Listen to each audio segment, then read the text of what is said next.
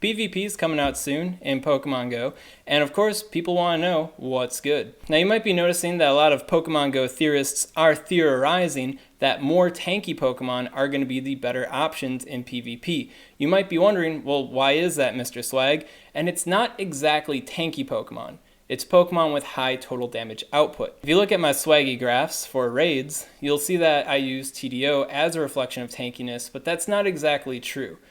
DPS, which is how fast you deal damage, is a reflection of a Pokemon's attack stat, but TDO is a reflection of all three stats combined: attack, defense, and HP. Because HP and defense are tanky stats, and there's two of them, two attack stats, one, this typically emphasizes more tanky Pokemon, but it doesn't always emphasize tanky Pokemon. So you might be thinking, Mr. Swag, why would these tanky / high TDO Pokemon have an advantage over high DPS Pokemon? Well, it all breaks down to how attack and defense work with each other. So for a simple illustration here, let's look at Machamp and Umbreon.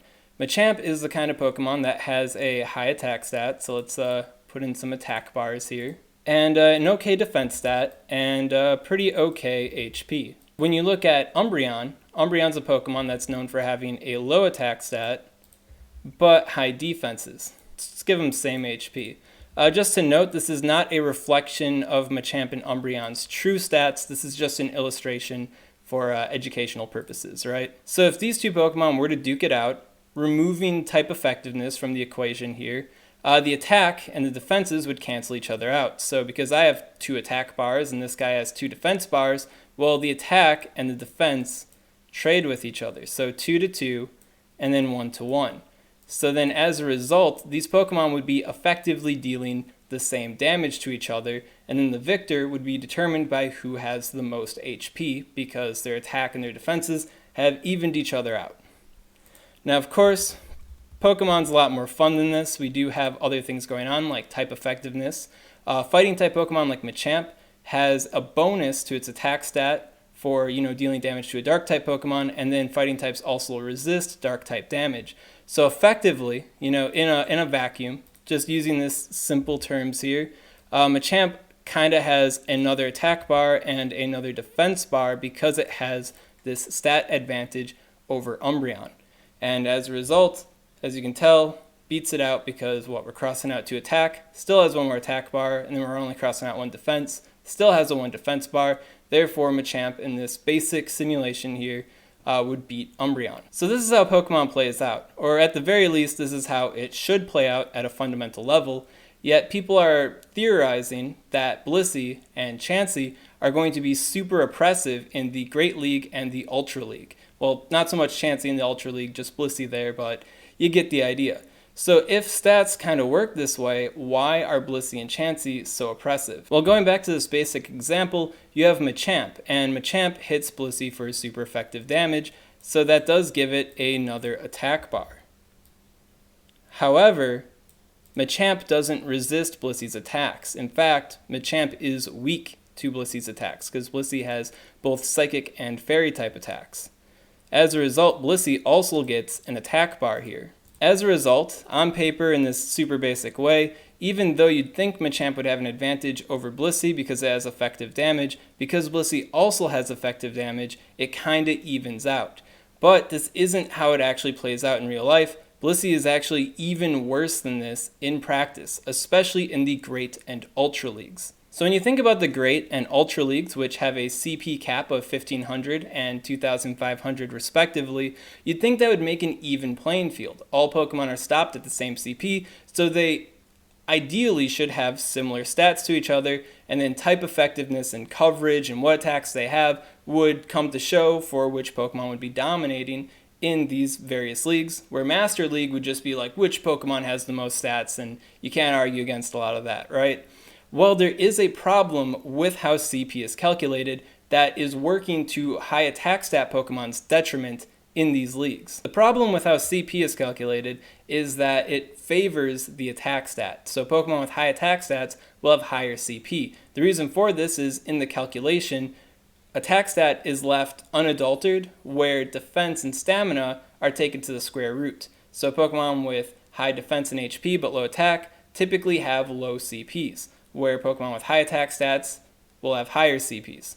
When you put a CP cap on stuff though, that means Pokemon with higher attack stats typically will have effectively less stats than Pokemon with low attack stats because HP and defense are treated less. So because they're treated less for a CP calculation, when you put a CP cap on things, they have more stats when they hit that cap. And because TDO, as I just illustrated to you, is the end-all be-all for a flat battle, well, those Pokemon would theoretically have more defense and more HP than the high attack stat Pokemon would by a long run. To illustrate this further, we have Blissey, which is the perfect type of Pokemon to exploit how CP works and the CP caps of these leagues, having really, really high HP, relatively decent defense, and relatively low attack.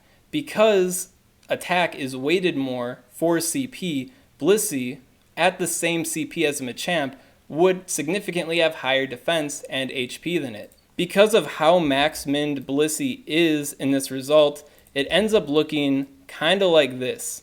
Like in theory, like in this basic kind of way of looking at this. How can a Machamp overcome this Blissey? Going back to our crossout method, we got Blissey's attack, which is already having a bar advantage over Machamp. Then you've got Machamp's 3 attacks, but the defense is still standing strong.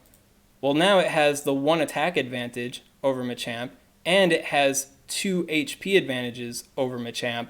Machamp can't possibly overcome this Blissey without shield use, but if Machamp's using shields and Blissey isn't, well, Blissey could easily use shields itself, or Blissey could save shields for other members of the team.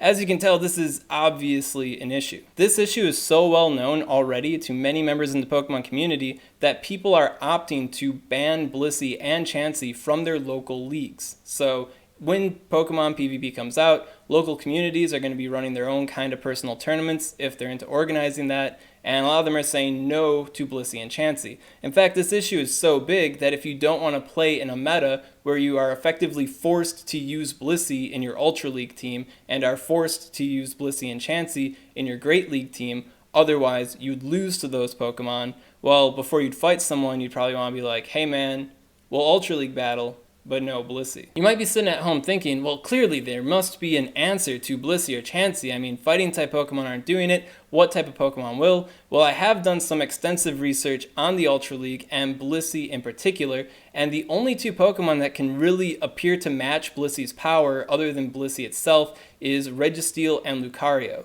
Now, I want to caution you guys, please do not run out and power up a Registeel or a Lucario right now. This is all theoretical. We need PvP to actually be in the game before we can make intelligent decisions with our Stardust, so don't power up Registeel or Lucario at my behest here. But running basic simulations on what PvP may look like for the Ultra League, Registeel has the advantage on Blissey in that it can resist all of Blissey's attacks. Steel resists normal, psychic, and fairy, and Registeel has fighting type attacks. Lucario has a similar advantage where instead of resisting psychic and fairy, it takes neutral damage, but it has stab on its effective damage to Blissey with its fighting type moves.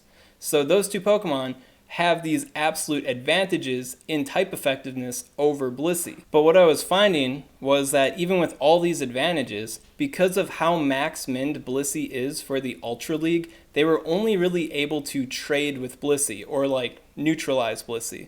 They have every single advantage on Blissey, but at the end of the fight, they'd only come out barely ahead, remaining with like 20 or 4 HP left, which isn't exactly dominating Blissey. You're just matching Blissey then. So if you were to think about a theoretical Ultra League meta revolving around this, well then people would be basically mandated to use Blissey, and then they'd very likely want to use a Lucario or a Registeel, because then that Pokemon could neutralize the opponent's Blissey, and then you'd still have your Blissey to work with. And of course, there could be a cool rock, paper, scissors meta that revolves around that, because are you using Pokemon to counter the Pokemon that counter Blissey better than those Pokemon can counter those Pokemon? But at the end of the day, both parties would basically be forced to use Blissey or be at an extreme disadvantage to their opponent, which is kind of lame, which ties into why people are banning Blissey from their local leagues before PvP even drops. So you might be asking me, Ryan Swag, if CP is a poor indicator of a Pokemon's performance and that there are Pokemon at the same CP level that are apparently having this huge stat advantage over other Pokemon in CP level. Well, how do we measure this? Well, fortunately, somebody did the work for us. Alright, so yeah, we got a lovely analysis here from the Sylph Road scientist, ZYXWGH. Friend of mine, more of an acquaintance. I don't know how I feel about online friends, but we have friendly relations to each other. I asked him if it was okay if I featured this in my video, and he said, Ryan Swag, go ahead. I love you, just make sure to pronounce my name right. And I'm sorry, man, I have no idea how to pronounce that. So, Sylph Road scientist, ZYXWGH. So, talking about this, I did a similar analysis a day before, and he did arguably a better kind of take on that project. He made an effective CP, where attack, defense, and stamina are weighted equally to each other, rather than attack having this weird overweight to it, right?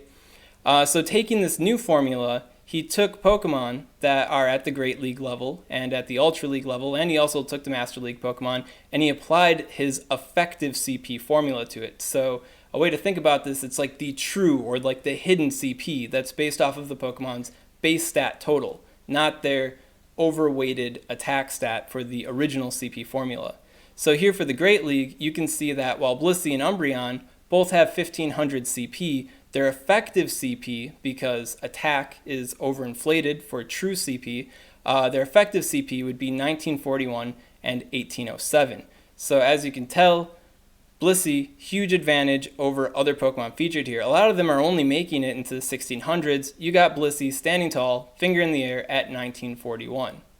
When you go down to the Ultra League, you'll see that Blissey is still once again having this kind of issue where it's absolutely dominating other Pokemon.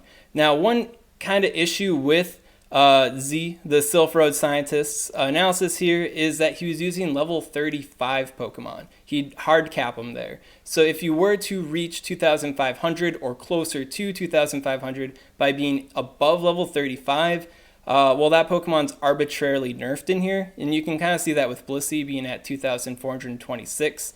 So here we have a note of some Pokemon I did calculations on that are higher than level 35, but still have CP that's eligible for the league and what their effective CP would look like. So if you're curious about that, you'll see what that's all about. For example, Registeel is kind of nerfed for the Ultra League. Azumarill and Chansey are a bit nerfed for the Great League. So those Pokemon look like they'd be pretty dominant in these leagues. And then going down to the Master League, this kind of really illustrates the whole CP issue and how it's calculated even more. Right now, a lot of people are looking towards Mewtwo as being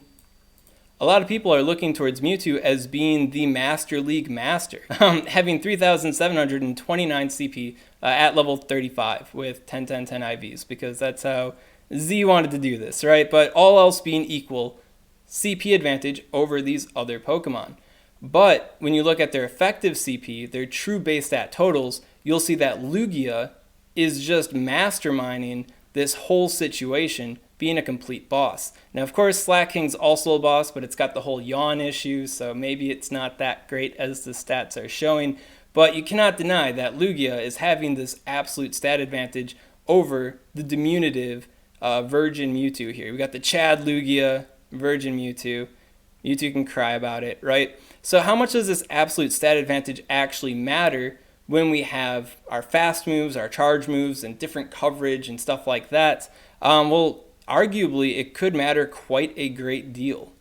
I haven't done too many PvP simulations myself because there is one big issue with PvP right now. And that big issue is we don't know how charge moves work, and we don't know how energy works right now. Given the teaser videos that we've been given for PvP, two things that are clear are that the energy and the base damage of some charge moves have been altered, and it appears that the energy cost for charge moves are now closely related to their base damage, opposed to being a flat 33, 50, or 100.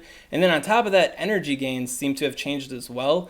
It doesn't appear like we're getting energy from taking damage, and then it also appears that energy gains are influenced by what the fast move and what the charge move are, or what the type of the Pokemon is. Basically, there's a lot of unknowns right now that go into the charge move battle side of PvP. But what is known are these absolute stat advantages. And because of that, some of these Pokemon will benefit from the new charge move system. Some Pokemon will be hurt. But at the end of the day, the Pokemon that do have these stat advantages, that do benefit from that are going to come out on top. I'm not saying that these Pokemon with the effective CP stat advantages are absolutely going to be the masters of PvP in Pokemon Go, but if you are keeping your eye out for some Pokemon, maybe doing some lucky trades, maybe doing some IV checking on Pokemon preparing for PvP, well, these are the types of Pokemon you might want to keep your eye out for. But as I was saying before I got sidetracked here, I did run a quick sim on Kyogre versus Mewtwo because I was kind of curious about that. And I was using a modified version of Go Battle Sim where the charge moves were reflecting the new system more so than they would be in a different simulator.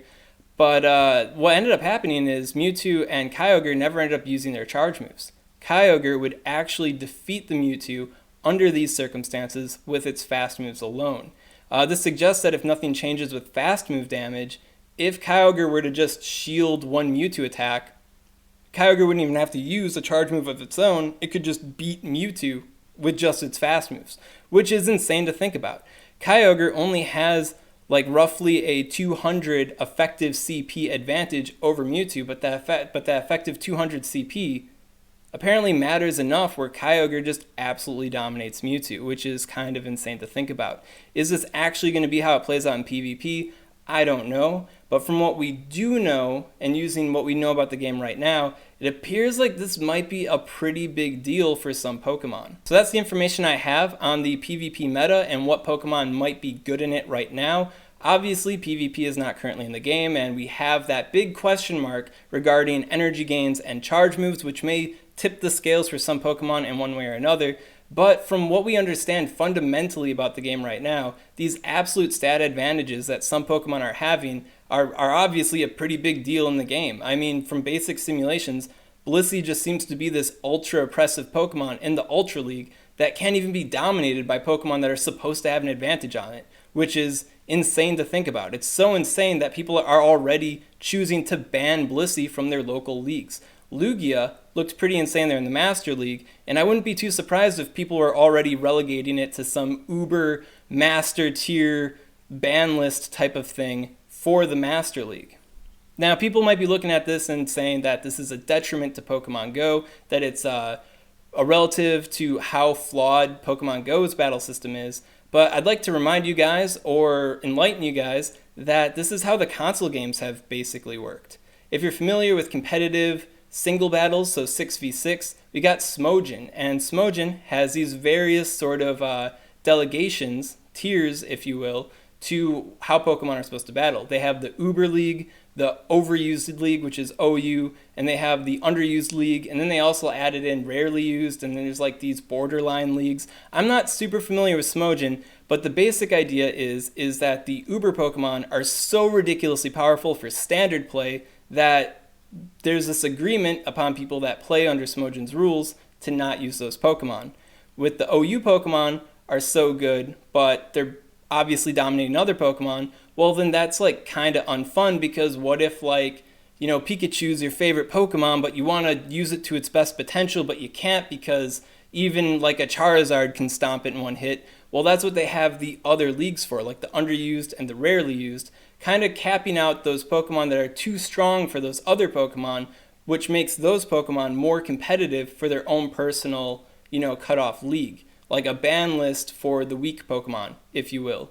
I think with how simple Pokemon Go's battle system is, we might see these kind of delegations come out sooner than later for each league in Pokemon Go. Now you might be thinking, Ryan Swag, that kind of sucks because I want to use my Charizard to its fullest potential all the time and I want to fight against everything. But if you think about it, it might suck if your Charizard can't even have a ghost of a chance against Blissey, right? If there were to be a rule or a delegation or a ban list, a type of sub-tier like the Underused or the Rarely Used or the Overused Pokemon that Smogon has that allows your Charizard to reach its maximal potential in that specific competitive league, I think that's arguably better than always fighting at a disadvantage. Now, of course, if you are fighting at a disadvantage and you still overcome your opponent that has every advantage over you, well, of course, that is legendary. And we can see that kind of stuff happen in the main series games. The best example is the Pachirisu that took the World's Championship. The Worlds format is wildly different than anything else in Pokemon Go because they're using doubles. That's a whole nother story. But at the end of the day, What I'm trying to get across to you guys is that there are Pokemon that are going to dominate in the Pokemon Go PvP.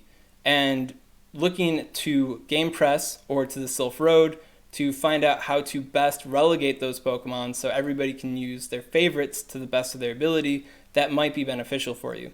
I don't know. What do you guys think about this? Pokemon absolutely dominating others, having sub-tiers to help the weaker Pokemon stand out in their own unique way.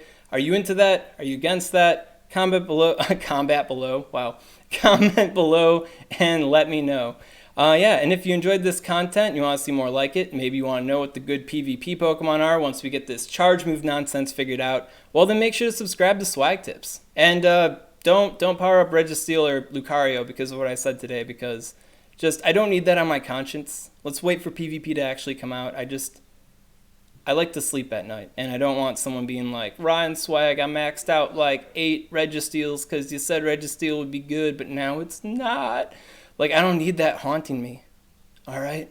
I got enough ghosts, okay, haunting me, and I don't need you to be one of them.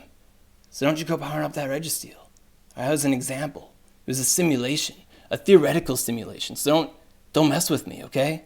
I got enough on my mind.